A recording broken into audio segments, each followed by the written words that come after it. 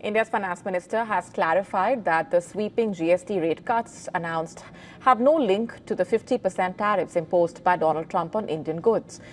The minister said the centre has been working on GST reforms for nearly 18 months, independent of external factors. The changes will come into effect from September 22nd. Prime Minister Modi has welcomed the new GST structure, calling it a step towards ease of living.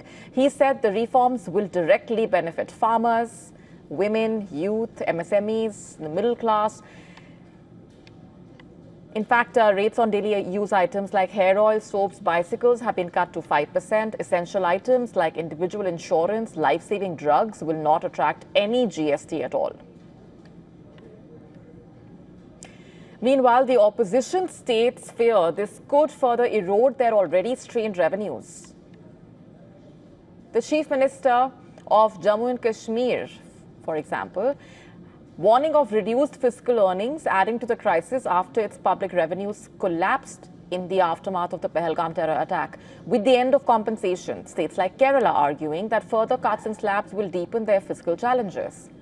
A Kerala review on the GST impact on consumers revealing no price reduction for consumers during the previous tax reforms.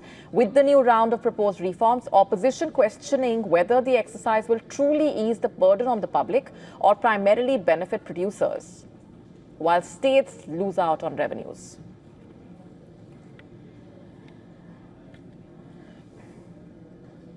And with us on the broadcast this minute is Ranjit Mehtani, lawyer and chartered accountant. Let's just, break this down for our viewers, just for some perspectives here. First of all, while the finance minister has denied any correlation with the US tariffs, do you see these tax cuts boosting market liquidity and domestic consumption? Good evening. Yes, I think they do. They will. There's some estimate that it's about 20,000 crores per month. That's the benefit that we'll see in terms of liquidity in the hands of the consumers. That's, of course, an estimate. But it clearly is oriented and was sort of directed at ensuring that there is liquidity. And I do see that will happen.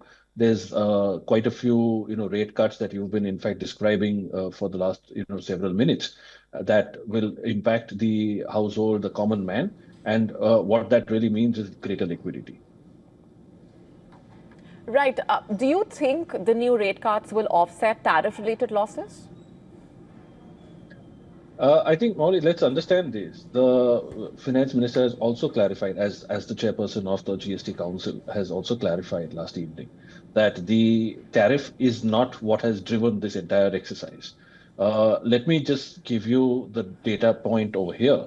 In September of 2021 is when the group of ministers was actually constituted.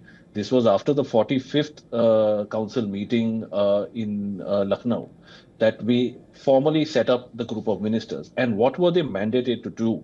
They were mandated to look at simplification of the rate structure, reduce classification related disputes, enhance GST revenues, and correct inverted duty structure wherever they were existing in certain sectors. So this was the mandate back in 2021, 4 years ago. So the correlation with or the sort of nexus with the tariff and what it's doing to India, I think is just maybe it's just timing that's making us look at it that way. It's not actually oriented that way.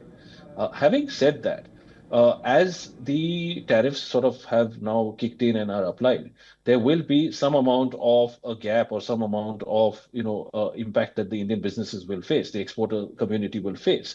Now, in a sort of offset, there may be a boosted demand from the domestic side, and therefore you may see some sort of a balancing that comes about, but that's about it.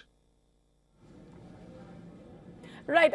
Do you think manufacturers and producers will pass on the cost benefits to the consumers? This is an interesting one. I do believe they will. There is quite a few items where there is a direct sort of rate cut, which apparently, a consumer will also go and ask for, like you discussed about, erasers and toilet soaps and shaving creams and whatnot. Electronic items as, some other white goods as well.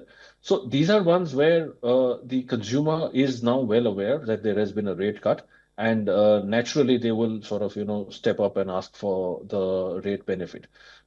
In fact, there will be a greater benefit to be had if you think about it from the indirect point of view. So, for example, real estate has a component of cement as a piece of its cost. Now, the rate for cement has gone down from 28% to 18%. That's a 10% reduction. Now, what is the impact of that on a real estate project, on the unit that you and I as a consumer have sort of bought is something else that has to be worked out. But that indirect benefit of the 10% on cement will also have to be somewhere, factored in. So I do believe that there will be a push or an ask from the consumers, which will necessitate the passing. That's one point. Second, the historical sort of facts sort of do reveal, and this was also mentioned during the press briefing last evening, that there weren't too many cases that were recorded or lodged as by the anti-profiteering authority. And by and large, they found that there was a passing on of the benefit of rate cuts and rate, changes from the taxpayer to the consumers. That has happened historically, and given that fact, there is an implicit trust that the administrators have, I think, now come to have in the Indian taxpayers, in the business houses, and therefore that would be, sort of passed on as well. All right, we're leaving it there for the moment. Thanks very much for being here. To stay up to speed with the latest news, download the WION app and subscribe to our YouTube channel.